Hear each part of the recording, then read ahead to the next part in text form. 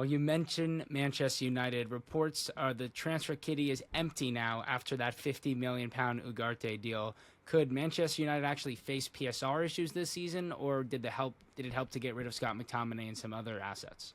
Well, it certainly helped. I think, certainly McTominay and Wan-Bissaka and a couple of others that they managed to get rid of did help, certainly. I think it's the first time they've actually managed to sell over 100 million for a few seasons now, so that did help. The photograph that I'll remember from the weekend is Jim Ratcliffe with his head in his hands, and that was one that I think went round the world pretty quickly.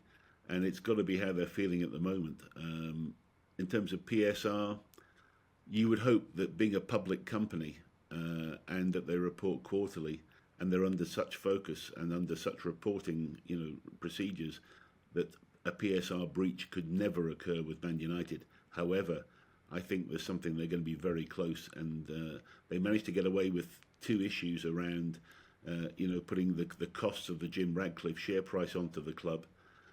So I think it's going to be close, but hopefully they've got enough accountants in that organisation that would make sure that this will never be breached or being that close. But, there's a question mark. If that was to happen, that would be something of a mistake of the highest order for an organisation like United to breach on it. So we'll wait and see.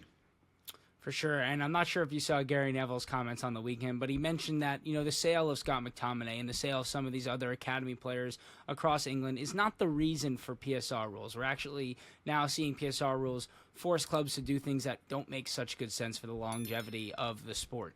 Do you agree with that statement in the way it relates to Scott McTominay, or do you feel that that's basically the way clubs are kind of getting around the PSR rules instead of really trying to follow the rules in the way they were set? Yeah, look, I totally agree with what he's saying. And in fact, he must have been listening to us for the last few weeks, because that's what we've been saying about it as well. The rules are wrong. They're badly drafted. And, having to sell academy players, etc., is the wrong way around things. For it all to be happening is just a mess. They've got to be redrafted urgently, and there's got to be a clear understanding of what goes on. As I say, you talk about unknown unknowns. Another example here of how the PSR regulations were meant for one thing, but actually have created another problem in another area. So this is something that has to be addressed quickly, as soon as possible. For sure. And you talked about the picture of Ratcliffe with his head in his hands. They've now spent £616 million on transfers under Eric Ten Hag. This has to be unsustainable with limited success, right? I mean, he obviously almost lost his job this summer. It was pretty surprising to see him keep his job. How long is the leash? That's interesting. I mean, what I've been saying to everybody is that the schoolboy error that I think Radcliffe has made is that he's allowed such a big Dutch contingent to come into not only the backroom staff but also on the pitch. And so if they do pull the trigger, and I'm not saying they will yet, that I think they're going to have a big problem, because one of the rules that I certainly had when I was there in the game would have been that you try and, if you're going to lose a manager, you might lose the manager, maybe plus 3 backroom staff, but no more than that. Otherwise, it's a huge dislocation behind the scenes. And the same with players. If you suddenly find, the group of new signings that have come in this year, they suddenly all came because of Ten Hag, then they may not be so happy under a new manager.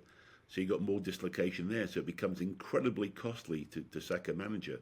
And Ratcliffe has now got himself into that position where it becomes very, very, very expensive to get rid of Ten Hag. Now, what was interesting as well at the weekend was that the CEO and the sporting director did a press briefing before the game, which is unusual, about how much they were behind Ten Hag. You'd wonder if they'd have done the same thing after the game, because there's no doubt when you lose to Liverpool 3-0 at Old Trafford, that's not really acceptable to the die-hard Man United fans.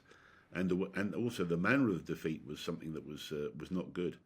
So look, it's I think Ten Hag, because of the cost of getting rid of him now, has got a longer leash than we might have thought first of all, and that's a problem that has been made by Radcliffe himself.